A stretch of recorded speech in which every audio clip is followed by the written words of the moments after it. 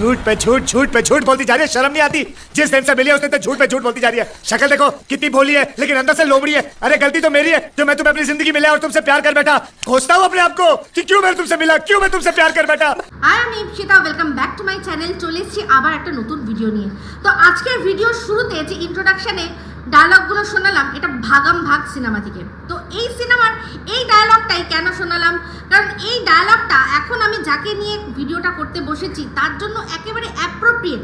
শুধু আমার না, এই কথাগুলো আমার মনের নয়, এই কথাগুলো অ্যাকচুয়ালি সন্দীপের মনের কথা। আর তার সাথে সাথে পাঁচটা বছর ধরে যারা আর কি মানে জাস্ট নিজের কপালে সি লিখিয়েছেন একটা মেয়েকে দেখে, তাদের মনের কথা যে ঝুট পে ঝুট, ঝুট পে ঝুট। সুরত তো দেখো কিতনা ভোলা সুরত, এই ভোলা সুরত দেখেই সবাই প্রেমে পড়ে গেছে আর কি, ভালোবেসে ফেলেছে।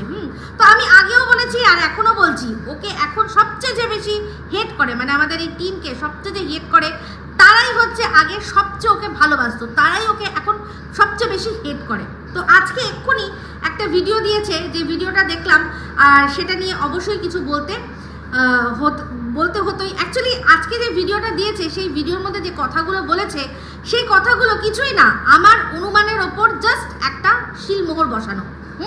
তো প্রথমেই আর কি জানি এমনভাবে লিখেছে যে লোকে হামলে পড়বে, যে ছেলের কাস্টাডি নিয়ে আবার কিছু কথা বলতে বসলাম। তার মধ্যে একটা দুঃখী এরকম একটা থাম্বনেল দিয়েছে। হ্যাঁ, একদম দুঃখী মনে হচ্ছে। ক্যা দুঃখী হ্যাঁ, আমি একবার দেখছি, দেখে ভাবছি ক্যা দুঃখী হ্যাঁ, ক্যা দুঃখী হ্যাঁ, হ্যাঁ ক্যা দুঃখী হ্যাঁ। একটু আগে দেখলাম যে এত হাসি খুশি করে ভিডিও করছে ওই চড়কে, কি মজা করছে, তারপরেই আবার এখন ক্যা দুঃখী হ্যাঁ। যদিও এই কটার দিনের বেশ কয়েকটা দিন চলে গেছে, ওটা নীলের পরের দিন, আর আজ কোথায় 16ই এপ্রিল, বেশ কটা দিন গেছে। তো যাই হোক, দেখে আমি বুঝে গেলাম যে এই যে টাইটেল দিয়েছে, ব্যাস 1 লাখের ওপরে একেবারে পুরো একেবারে কি যেন বলে স্ট্যাম্প দেওয়া, যে একদম হবেই, থাপ্পা মেরে দিচ্ছি যে 1 লাখের ওপরে হবেই, কারণ ছেলের কাস্টাডি নিয়ে কথা। তো যাই হোক, আমি আগেই আপনাদের কি বলেছিলাম আমি চাই আজকে ভিডিওর প্রথমেই এই কথাটা আপনাদেরকে সাথে শেয়ার করি, যে দেখুন আমি যে কথাগুলো বলি অনুমান করে, কথাগুলো কিন্তু মিথ্যে হয় না, কারণ প্রচুর চিন্তা ভাবনা করে তবেই গিয়ে আমি বলি। আর যেগুলো বলি সব কিন্তু ভিডিওর ভেতর থেকে বলি, কোথাও আলাদা জায়গা থেকে বলি না। মানুষের বডি ল্যাঙ্গুয়েজ আর মানুষের মানে সে কীরকমভাবে বলছে, কথাটা কিভাবে বলছে না বলছে, খুব ভালোভাবে স্টাডি করি, তারপর গিয়ে বলি। আজকে টিম কি বলল, প্রথমত যে এই যে যিনি সমাজসেবক দাদা সরে গেছেন, তার কারণটাই তো আমাদেরকে জানালো, যেটা কিনা ওই সমাজসেবক দাদা, ওর দাদা, সে নিজের কমিউনিটিতেই লিখে দিয়েছে যে যে প্রবলেমের জন্য আমার কাছে এসে সাহায্য চেয়েছে, সেই সেম প্রবলেমের জন্য আরও অনেক জায়গায় গিয়ে সাহায্য চেয়েছে। তাহলে আমি এটা কি করে সাহায্য করি? এটা তো আমি করতে পারবো না, এটা তো মানে অনৈতিক কাজ হয়ে যাবে, তাই না? আর সেটা আমার পছন্দ না, তাই জন্য আমি সরে গেলাম, এটা ওনার বক্তব্য। আমি আগেই বলেছিলাম কি, যে যখন কোনো কেস যদি আদালতে থাকে, সেই কেস কখনোই সে আদালতে যেটা বিচারাধীন সেটা কখনোই আবার আলাদা করে মানবাধিকার কমিশন বিচার করতে পারে না, তাই তো? তার ওপরে আরও অনেকে যুক্ত আছে, কারণ সেগুলো তিনি নিজেই বলেছিল, গ্রামের প্রধান যুক্ত আছে, তিনি হেল্প করবেন, এনার কাছে হেল্প করবে, সুদূর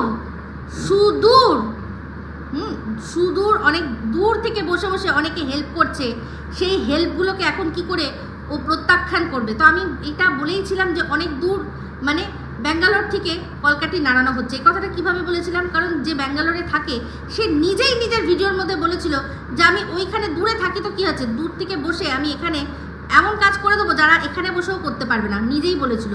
সেই জিনিসটাই আমি ক্যাচ করেছি, আর সেই যে বডি ল্যাঙ্গুয়েজ যেভাবে বলেছিল তাতে বুঝতেই পেরেছি যে ও করে অলরেডি দিয়েছে। ও পাশে দাঁড়ানোর পরেই কিন্তু জানা গেছে 498 কেস সন্দীপের বিরুদ্ধে হয়েছে। তো ওই যে বিবৃতিটা দিয়েছে তার মধ্যেই কিন্তু অলরেডি করা হয়ে গেছিল, মানে সমস্ত সব করে দিয়েছে। সেই জন্যই মানে এই বলেছে যে এইরকমভাবে কেস কর। টিন আজকে নিজেই বললো তো যে অনেক দূর থেকে আমাকে যারা পরামর্শ দিচ্ছে তাদের হাত কি করে ছাড়বো।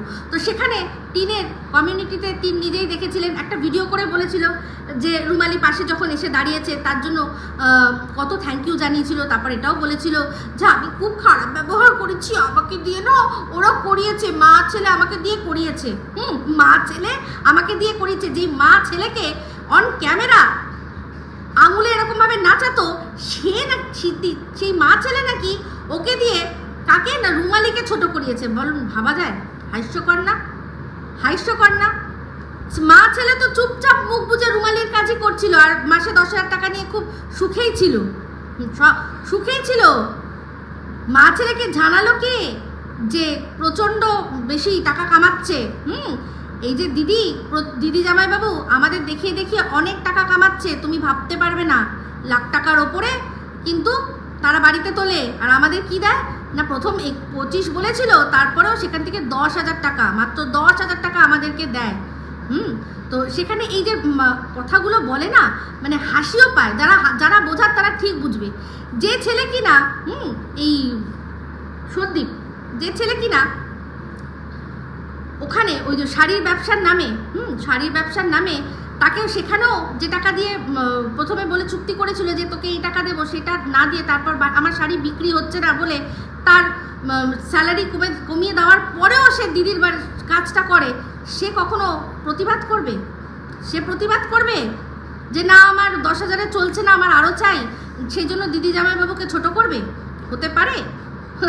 সবাই জানে যে অ্যাকচুয়ালি চোপাটা কার ছিল, আর অ্যাকচুয়ালি কে ওইখান থেকে খবর নিয়ে এসেছিল, যেখানে আর কি এই যে দক্ষযজ্ঞ চলছে, একটা বিশাল বড় চক্রান্ত চলছে, সেখান থেকেই কিন্তু এই টিনের কাছেই খবর এসেছিল। কারণ তারা ওই রকমই মানুষ, তারা এদেরকে ডিভাইড অ্যান্ড রুল করেই সারা জীবন রাখতে চায়, যে এদের মধ্যে বিভাজন থাকবে, আমরা মাঝখানে ফায়দা লুটবো। তো সেই জন্য একে বলেছে যে হ্যাঁ ওদেরকে 25,000 টাকা দেওয়ার দরকার নেই, ওদের 25,000 টাকার যোগ্যতা না, ওদের 10 দিবি 5 দিবি তাতেই দেখবি হাসি খুশি করবে না কেন? এই কাজগুলো তো ওদেরকে করতেই হতো, সে ভিডিও করুক না করুক, ওদের তো সেই রান্না খাওয়া রান্না বাড়া এগুলো তো করতেই হবে। তো 5-10,000 টাকা দিলে ওরা রাজি হয়ে যাবে। আর এই কথাটা সত্যি কথা, একেবারে সত্যি কথা। কারণ তখন সন্দীপ অন্য কাজ করতো, সেখানে যেটাই আমি করছি, যেটা আমাকে করতেই হবে, সেটাকে যদি ক্যামেরা বন্ধ করে আমি যদি মাসে 10,000 পাই, তাহলে এটা অনেক অনেক বড় ব্যাপার। আর সন্দীপদের লাইফস্টাইল আমরা দেখেছি, ওদের লাইফস্টাইল কতটা ডাউন টু আর্থ।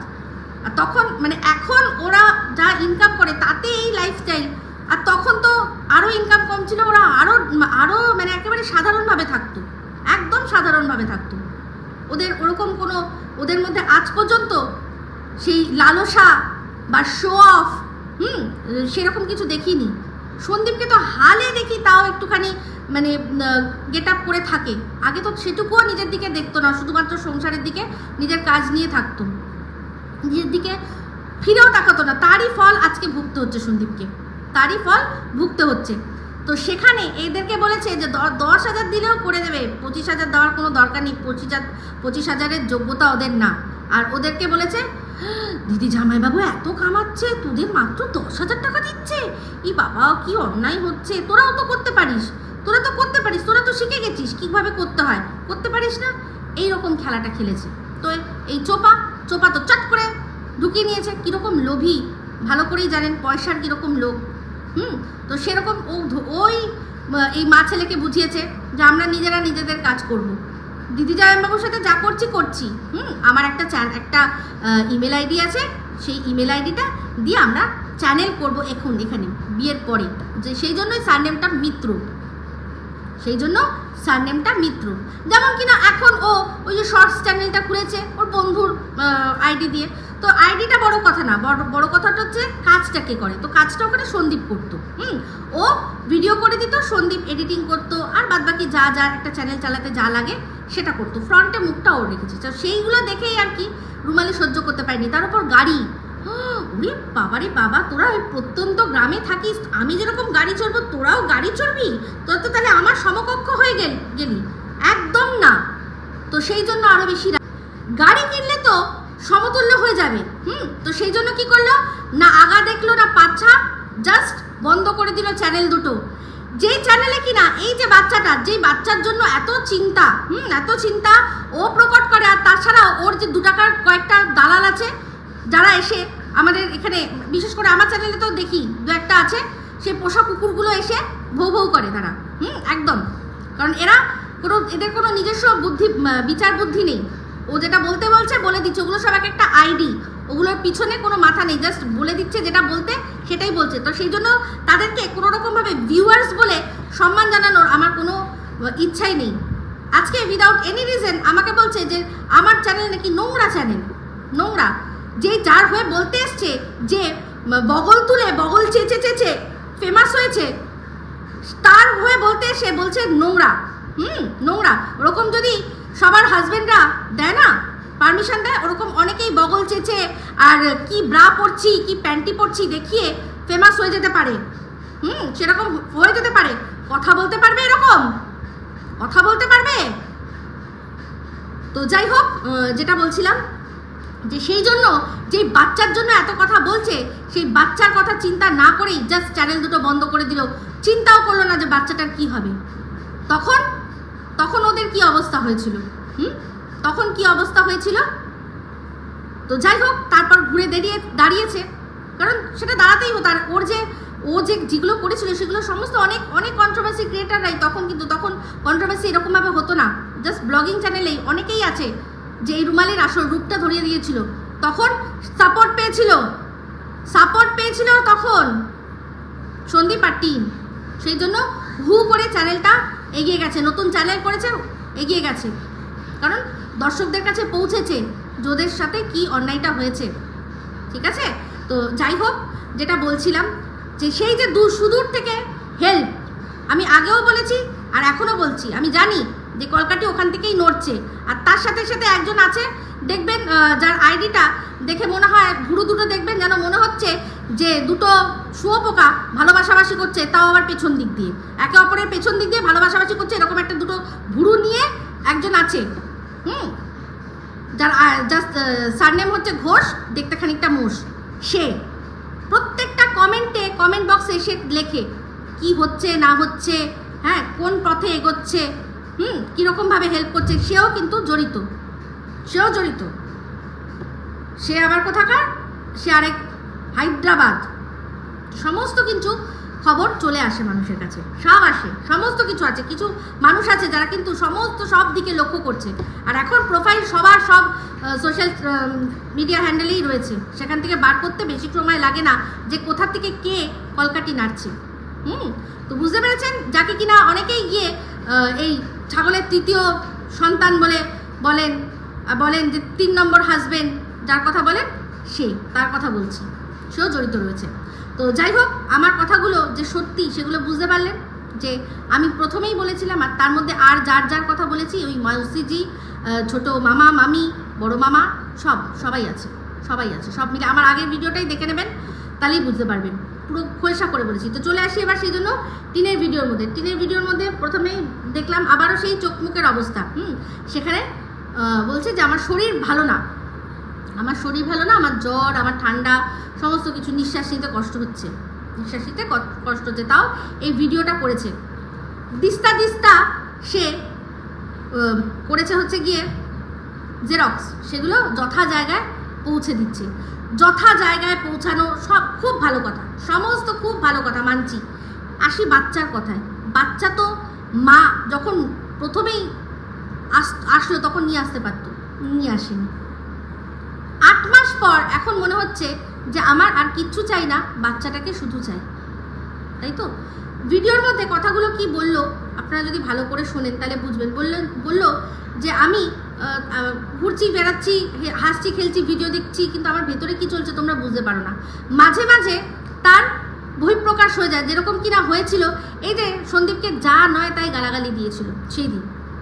তো তার মানে বুঝতে পারছেন এই মানুষটির মানসিক অবস্থা, মানসিক ভারসাম্য কিন্তু ঠিকঠাক নেই, একেবারে ঠিকঠাক নেই। যদি এরকমভাবে কোনো সময় হঠাৎ করে রাগ হয় বাচ্চাটা ওর কাছে থাকলে, তো সেই রাগের কোপ কিন্তু বাচ্চাটার ওপরেও পড়বে। তাহলে সে কি করে বলে যে আমি বাচ্চা রাখবো নিজের কাছে? কি করে বলতে পারে? মা বলেই বাচ্চা পাবে, এটা এখন আর মানা যায়? এই 8 মাস ধরে আমরা বাচ্চাটাকে দেখছি, কোথাও কি বাচ্চাটাকে দেখেছি যে সে খারাপ রয়েছে? সারাক্ষণ ঘ্যান করে কাঁদে, বা ভিডিওর মধ্যেও আমরা দেখি যে হঠাৎ করে বাচ্চাটা কোনো কিছু মানে চিৎকার করছে, চেঁচামেচি করছে, কাঁদছে মায়ের জন্য, কোনোদিনও দেখেছি? আমি ভীষণভাবে কনফিউজ ছিলাম যে সত্যি ও কি বাচ্চাটা কি একবারও মায়ের কথা বলে না, কি মনের চিন্তা আসে না? আমি পুরোপুরি শিওর হয়ে গেলাম যখন দেখলাম যে সন্দীপরা কিন্তু মাঝে মধ্যেই লাইভ করে। তো তখন আমি বুঝে গেলাম যে নিশ্চয়ই বাচ্চা মায়ের কথা সেটা বলেই না। যদি বলতো না তাহলে সন্দীপরা সাহস পেত না লাইভ করার, কারণ বাচ্চা ভীষণ আনপ্রেডিক্টেবল, কখন মা মা করে চিৎকার করবে, মাকে ডাকো বা কিছু করো, কোনো ঠিক নেই। দর্শকদের কাছে কিন্তু তাহলে ওরা মিথ্যাবাদী হয়ে যাবে, কিন্তু ওরা যে মিথ্যাবাদী নয় সেটার প্রমাণ আমি সবসময় পেয়েছি যে ওরা সবসময় লাইভ করে।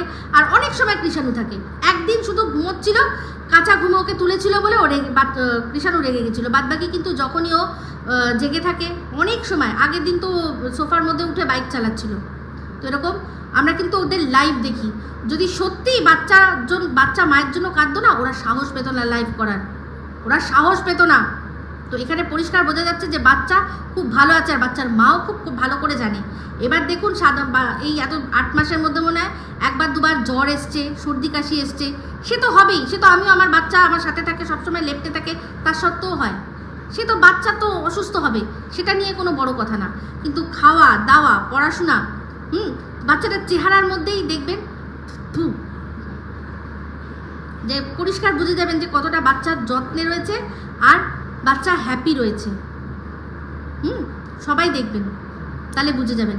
তাহলে এহেন বাচ্চা যখন এত ভালো রয়েছে, সে মায়ের কাছে যাবে কেন? মা বলছে যে আমি খুব শীঘ্রই বাচ্চার সাথে মিলিত হব, তবে আমি চাই এরকম যে বাবার সাথেও দেখা করবে, বাবার সাথেও ফোনে কথা বলবে। তা আমার বক্তব্য, যদি সত্যি এত ওর এটা চিন্তা হয়, তাহলে বাচ্চা তো বাবার কাছে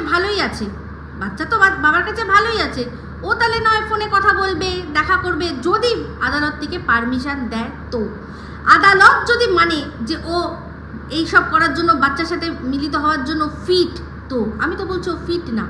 আজকে এই যে এত অসুস্থ, দেখবেন ওর স্কিন ডিজিজগুলো দেখবেন কিরকম, এগুলো কিন্তু খানিকটা ছোঁয়াছে। তো কি করতে বাচ্চাকে নেবে, ও কি করতে নেবে চিন্তা করে দেখুন তো। এই ধরনের যেই স্কিন প্রবলেমটা ওর প্রত্যেক বছর হয়, সেটা ছোঁয়াছে, বাচ্চাকেও কি করতে নেবে? দরকার নেই তো। নিশ্চয়ই এখন আরও আনহাইজিনিকভাবে থাকে, তাই জন্যই। নাহলে এতদিন 5 বছর যখন বাতকুল্লায় ছিল, সামান্য একটু হতো, ডাক্তার দেখাতো, সঙ্গে সঙ্গে ঠিক হয়ে যেত।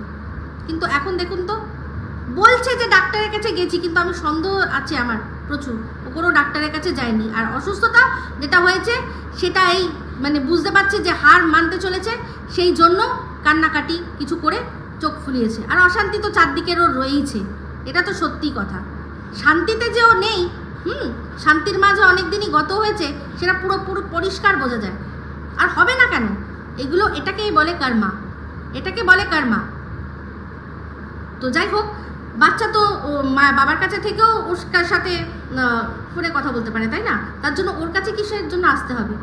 যার কিনা মানে এই যে প্রবলেমটা, যে হঠাৎ করে মাথা গরম হয়ে যাওয়া, এটা তো ওদের জিনের মধ্যে রয়েছে।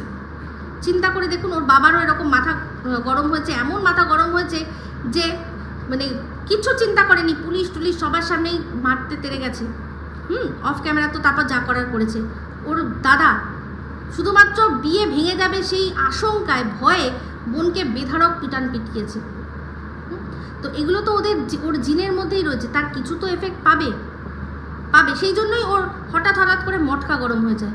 তো হঠাৎ করে যদি বাচ্চা থাকাকালীন মটকা গরম হয়ে যায়, তার এফেক্ট যে বাচ্চার ওপর পড়বে না, তার দায় মানে তার সিওরিটি কে নেবে?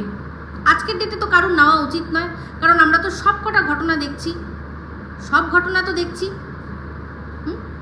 তাহলে তখন যদি কিছু হয়, তাহলে সেই বাচ্চাটার দায় কে নেবে? আজকে যারা দূর থেকে কলকাঠি নাড়ছে, শুধুমাত্র বাচ্চাটাকে ছিনিয়ে, ওদের ওখানে সন্দীপের মায়ের বুকের থেকে বাচ্চাটাকে ছিনিয়ে নিয়ে জাস্ট একে দিয়ে দেবে। বাচ্চার কি হবে তাদের কোনো যায় আসে না, তাদের রিভেঞ্জ এটাই, যে 3 মাসের বাচ্চার ঘাড়ে, আমাদের ঘাড়ে দিয়েছিলি না, নে এবার। কেন দিয়েছিলি? নিজে ফ্রি থাকবি বলে, নিজে আনন্দ ফুর্তি করবি বলে, নে এবার। যাকে রাখতে চাস তাকে এবার তোকে রাখতে দেবো না। এরকমভাবে ছিনিয়ে নিতে চায়। তো যাই হোক, ওই যে ডজন দেখালো, যে আগের ভিডিওর মধ্যে দেখালো যে ডজন ওরা পৃষ্ঠা যেটা কিনা করেছে, জেরক্স করেছে, সেই দেখিয়ে ভয় দেখানোটাও কিন্তু একেবারেই মানে অনৈতিক কাজ। যেটা যা করবে, কিন্তু এই যে দেখো আমি আইনি ব্যবস্থা নিচ্ছি, এটাও কিন্তু করা উচিত না, আমি যতদূর জানি। ঠিক আছে, যেটা নেবে সেটা নেবে। তো এখানে ওর ভিডিওর মধ্যে যেটা দেখা গেছে সেটা বলাতে যদি ও আপত্তি করে, সেটা দেখবো ধোপে টিকে কিনা। ধোপে টিকে কিনা আমাকে একজন কমেন্ট করেছে যে ওর ঠাম্মিকে নাচুনি বলা, তো যাকে নাচতে দেখা গেছে তাকে নাচ বলে, যে নাচছে প্রত্যেকটা পদক্ষেপে দেখাচ্ছে, তাকে দেখাচ্ছেই মানেই সে নাচছে। তো যে নাচছে এত বেশি তাকে তো নাচুনি বলা কে বলবে? কোন দেশে, আমাদের দেশের কোন সংবিধানে কোথায় লেখা আছে হ্যাঁ যে আপত্তি করবে? ফুটে যাচ্ছে না, দেখিয়ে দেবো না নাচছে কি নাচছে না। সেখানে কিসের আপত্তি করতে পারবে? তো যাই হোক, ভিডিও শেষের দিকে টিন যেটা বললো, দাদা হাত ছেড়ে চলে গেছে, এই সবে দাদা হলো, আবার ছাড়তেও 2 মিনিট লাগলো না। তাহলে চিন্তা করে দেখুন যে উনি চলে গেলেন কেন? কারণ ওনাকে যেভাবে বোঝানো হয়েছিল, উনি তদারকি করে হয়তো দেখেছেন যে যা আমাকে বোঝানো হচ্ছে আসল ব্যাপারটা তা নয়, গেম অন্য জায়গায় অন্যখানে খেলা হচ্ছে। তাহলে আমাকে এখানে শিখণ্ডীর মতো দাঁড় করিয়ে কি শুধু মানুষকে ভয় দেখানোর জন্য আমাকে দাঁড় করানো হয়েছে? যে এই যে মানবাধিকার কমিশনের লোক, মানে মানবাধিকারের কমিশনের লোক কি কোনো মানে বুলডগ নাকি যাকে ছু করে দেবে আর সে দৌড়ে কামড়াতে আসবে? সেরকম তো নয়। সেরকমভাবেই ওরা কিন্তু দেখিয়েছিল যে এইবার মানবাধিকার কমিশনের লোক আমাদের আছে, দেখ তোদের কি অবস্থা করি। আমি তখনও বলেছিলাম, আমি এখনও বলেছি যে মানবাধিকার নিয়ে যারা কাজ করে, যারা হিউম্যান রাইটস নিয়ে কাজ করে, তারা মানুষের অধিকার, তো সেক্ষেত্রে ওরটা যেমন দেখবে, ওর অপোনেন্টে যে আছে তারটাও দেখবে, এরকমভাবে হবে না। তো যাই হোক, দাদা পাতালেও কিন্তু দাদার সম্পর্কটা এই বিষয়ে রাখতে পারলো না, কিন্তু হয়তো এই বিষয়ে হেল্প করবে না। কিন্তু দাদা যখন এখন বলেছে একবার, তখন দাদা তো নিশ্চয়ই থাকবে, তার আশীর্বাদ চাইলো। আশা করি উনি অবশ্যই আশীর্বাদটা দেবেন। দেখি আশীর্বাদ দিক। কিন্তু ও যে অধর্মগুলো করেছে, সেই অধর্মগুলো ওর পেছন কিভাবে ছাড়ে সেটা আমি দেখতে চাই। আর সবশেষে এটাই বলবো যে যতই করো বাহানা, যতই করো না কৃষ্ণ বাদ করলা থেকে যাবে না। ঠিক আছে, এটাই হচ্ছে আসল কথা। তো যাই হোক বন্ধুরা, এই ভিডিওটা এই অবধি রাখছি। যদি ভালো লাগে তাহলে অবশ্যই লাইক, শেয়ার, কমেন্ট করতে ভুলবেন না। যারা চ্যানেলটা সাবস্ক্রাইব করেননি তারা সাবস্ক্রাইব করে নেবেন। সবাই ভালো থাকবেন, সুস্থ থাকবেন। আবার আসছি খুব শীঘ্রই একটা নতুন ভিডিও নিয়ে। টাটা।